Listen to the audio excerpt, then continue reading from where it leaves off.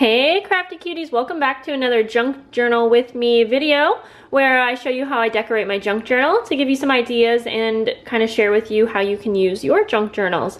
I like to do messy scrapbooking in mine, and Alistair and I, my son, we just went on a walk 2 nights ago, and I just took a couple pictures. They are not the best, but that's okay because you can get the idea. We went on a walk, but we also gathered a bunch of little pretty flowers, and these were just things that were on the ground that we thought were cool, and he got some for his junk journal, but I wanted to document those, so I have a page ready to go. I don't necessarily do chronological order in my junk journals, so I just picked a page I liked. This is a nice pretty book page background here. I also have this page from the Edith Holden book, and I picked one that said May since that's the month we're in, and I'm just gonna get started.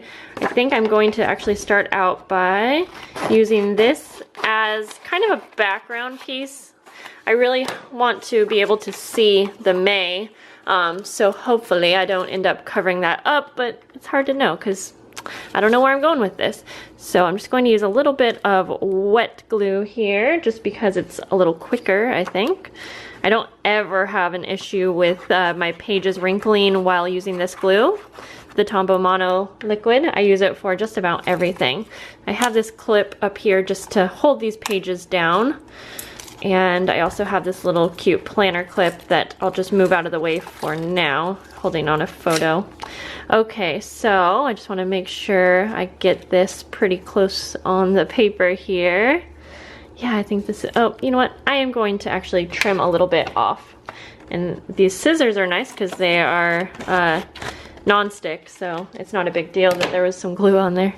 Okay, so I'm just going to stick that down. That's better, I think. Hopefully you guys can see all right. I do want to include quite a bit of journaling, so to get the most of my space, I think I'm going to add a little library card that I coffee dyed and use some die cuts. I did just pick out a few things ahead of time because I didn't want to take too long. That's the longest part for me, is picking elements out for my pages, but I don't spend too long, I would say. I'm pretty quick. Okay, so we'll just add this here. I'll go ahead and add, I think those flowers are really pretty. I love these Tim Holtz die cuts. In fact, I like all of his products, to be honest. Okay, so we'll just, whoops. Whoa. Okay, we'll go like so. And then I'm going to figure out which photos I want to use here, but I also want to include these flowers, so maybe we'll do that first. And I'm going to use this whole spread, this whole page. I grabbed some clear packaging because I may want to put the flowers in here somehow, but I also, the other day I was prepping some things and I sewed together this little book. I just used a little cut apart and then just some book pages. And so maybe, yeah, you know what? I think that might be cool. I wonder if I can fit these flowers in here. So I'm kind of wanting to just use some washi tape to hold it down. And then once I do my journaling, I will probably do a little bit of journaling and talk about, I don't know, maybe the different flowers we found. I'm not exactly sure.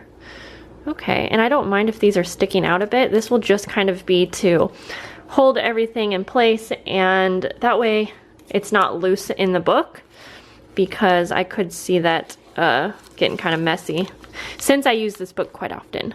Okay, so I want to leave a couple of these pieces for the outside though. Ooh, I really like that one and that one. Some really pretty colors in here. I was super excited to find some pretty flowers to add to my book here. And we just started our garden finally. So I will be able, I have already been taking some photos, so I will be able to start sharing those in here. In fact, I started a little garden plan in here. I'll share that with you guys if you'd like to see that. Just so you can kind of know how I use my journal for actual like nature type journaling. Let's see. Nah, I don't want to do 2 on a page. Oh no. There we go. And I think that these will hold in place just fine since it will be in the closed book.